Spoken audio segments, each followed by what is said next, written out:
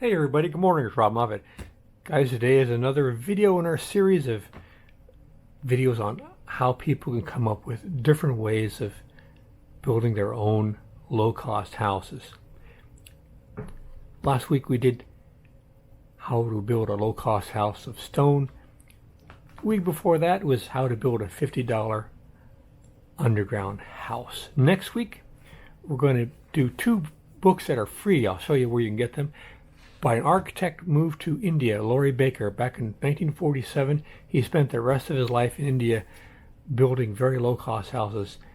He published two small books, How to Build Houses Out of Mud and How to Reduce Building Costs. These books are free, and this was written by an architect. Very few books out there on low-cost housing out of mud, which is probably the original building material that people used, and you can't get much cheaper than mud. But he built very interesting houses, also out of the bricks that were made for the mud and so on.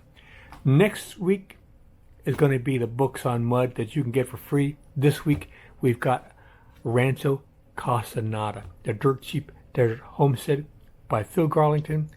This is one of my favorite books on building houses for very little money. Phil is not a builder, he's a writer, which makes that special because he's so talented at telling a story that this is a wonderful book, even if it didn't tell you anything about how to build houses. Because there's three things. Number one, he tells the technical aspects of how he built his little homestead in the desert for practically nothing. But then he also tells about the daily experience living out in the desert, and then he interviews people that are living out there that he had no idea was out there when he moved. And a bunch of interesting characters. But Phil, basically, he was a writer. He had a job, a newspaper, lost his job, didn't have any money, but he remembered he had 10 acres he bought at a tax auction out in the desert. And he moved out in the desert, and he paid $328 for 10 acres. And using a few $100s in his Geo Metro car with some friends, in a couple of weeks he built some shelters out there and lived. And this is his story. He basically just didn't want to pay rent, and he wanted to goof around and read novels. And it's extremely entertaining. And by the way, after I got out this book, because I bought this book back in 2003, 2004, and I was thinking to myself, he was such a good writer. I wonder if he ever wrote anything beside this book. And when I decided to do this for the YouTube video, I went on Amazon to see if he had written any other books, and he has. Phil Garlington, right now I'm reading Chuck Walla. You can get his books for like $3 on Kindle, and it's some of the most, I'm only halfway through. It's one of the funniest, pleasant books I've read in ages. So I recommend Phil Garlington a lot. Check out his books. But he basically wanted to live out in the desert and didn't want to pay rent and goof off. And he did some research about best ways to do it. And he goes over his building ideas and for building ways to keep it cool, to keep it warm. And he did different salvage methods to build stuff. He also tried experimenting, making things out of cardboard by gluing different layers. And then, even though other people had some success with that, he had better success with gluing different pieces of small scrap plywood together. You can see, like this door right here, it's like 4x8. It's different pieces of plywood he just glued together. But this structure has wooden posts that are filled with concrete, and the walls are full of sandbags, and he has a flat roof there. It's a little bit more complicated or more sophisticated than it looks. It looks just like a bum box. Like I said, he has conversations with the people that live out there, and then he goes over, here's some of his neighbors.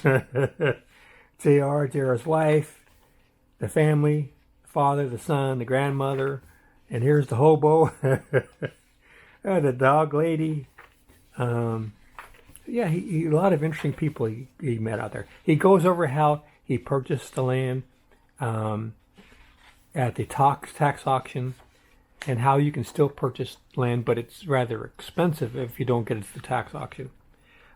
He said that the key to his process was getting the dirt cheap land. Basically, nowadays, the only land that's available dirt cheap is out in the desert. There's no water, there are no trees. It's freezing in the winter. It's like an oven in the summer.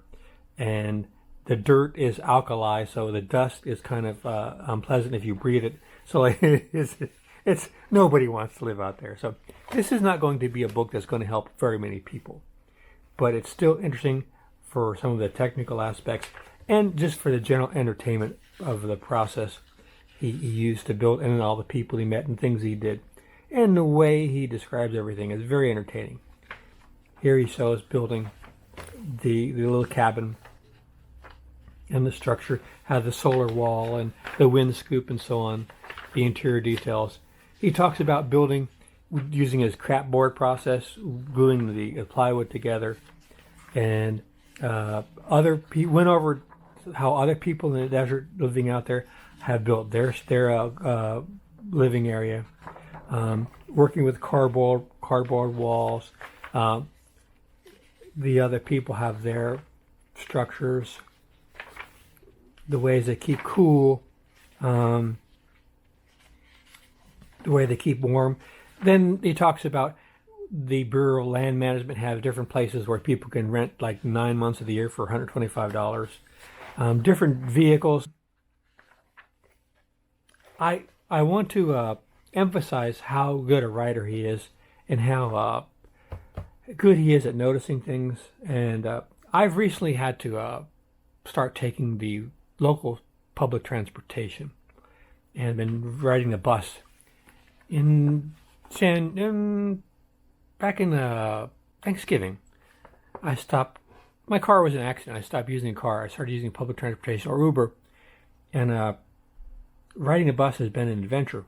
And he talks about riding the bus in L.A. He said, in the big city like L.A., it's the stagecoach of last resort for Social Security poppers, recent immigrants from exotic climes, the physically and developmentally challenged, mentals, and other zanies.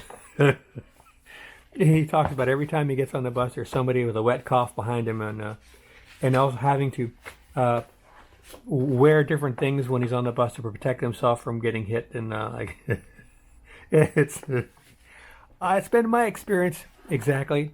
And when he writes about something that seems to be so true, you have to imagine, well, everything else he's saying is true too, because it's been my experience, how he described his experiences. He talks about the way he got power using his car to power the batteries, and he didn't have a whole lot of luck with his solar cells. This was written like his experience was like 25 years ago. So solar cells and so on was a little more difficult back then. Things have gotten a lot easier and cheaper. Plumbing, showers, sanitation, cooking. He goes into detail about food because he doesn't have refrigeration, which was an eye-opener. That was very helpful. Clothing, chores, security, relationships, which is important because you're probably not going to have too many relationships if you're living in a shack that the Unabomber would not want to stay at. Chapter 12, don't do it. So I really think this is not going to be a book that's going to be helpful for a lot of people, but for a very few amount of people. He said, I corresponded with him, and I think Phil was the last person I ever sent a snail mail letter to and got a response. And he said that in his letter back that his book sold surprisingly to prisoners in federal and state prisons. This was a very, very popular book in prisons. And I think that might be the type of antisocial impecunious, broke person that would be interested in this style of living. But I think there are things here that are helpful if you were building other types of back to the land, self-sufficient, off the grid type structures. But it's definitely worth the money. You can get this in the library, and they can, if they don't have it in their system, they can order from another library system usually. But I'll leave a link for it in the description, video description, for the link to Amazon for you can get it. And I also recommend you check out his fiction books. Right now I'm reading Chuckwalla, and it's a blast. It's one of the funniest books I've read in ages. So, Dirt Cheap Homestead, he paid $328 for the land, and he spent like $300 building his little structure.